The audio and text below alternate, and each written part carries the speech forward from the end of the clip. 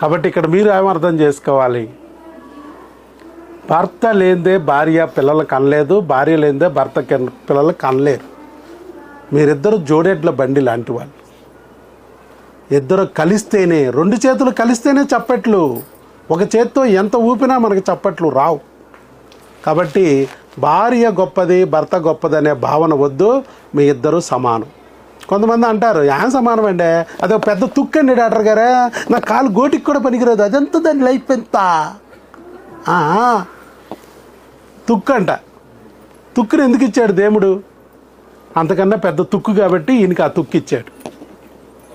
Gold అయితే gold ఇచ్చేవాడు, silver అయితే సిల్వర్ ఇచ్చేవాడు. తుక్కికి గోల్డ్ ఇస్తే ఎట్టకు చెట్ట అయింది, తుక్కే ఇవ్వాలి. మరి మనం తుక్కే ఉండి తుక్కు దొరికిందని తిట్టుకోవడం ఎందుకో?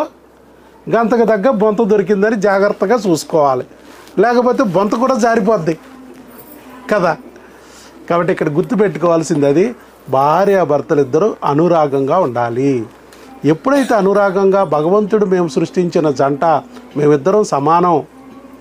కొన్ని పాజిటివ్స్ ఆవిడకు ఉండొచ్చు, కొన్ని పాజిటివ్స్ నీకు ఉండొచ్చు, కొన్ని పాజిటివ్స్ నెగిటివ్స్ ఆవిడకు ఉండొచ్చు, కొన్ని నెగిటివ్స్ నీకు ఉండొచ్చు, అంతే.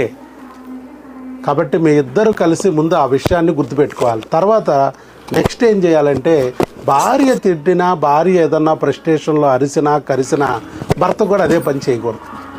భార్య నెత్తి మీదకి దెయ్యం వచ్చింది, నువ్వు కూడా దెయ్యంలాగా మారితే ఎలాగా? ఇక కత్తి యుద్ధమే. ఎన్టీఆర్ కాంతారావు ఎప్పుడు తేలేని యుద్ధం. భార్య నెత్తి మీదకి దెయ్యం వచ్చింది. భార్య చెడ్డది కాదు, ఆవిడ నెత్తి మీద ఎక్కిన దెయ్యం చెడ్డది. ఆవిడ నోటితో రకరకాలు అనిపిస్తుంది.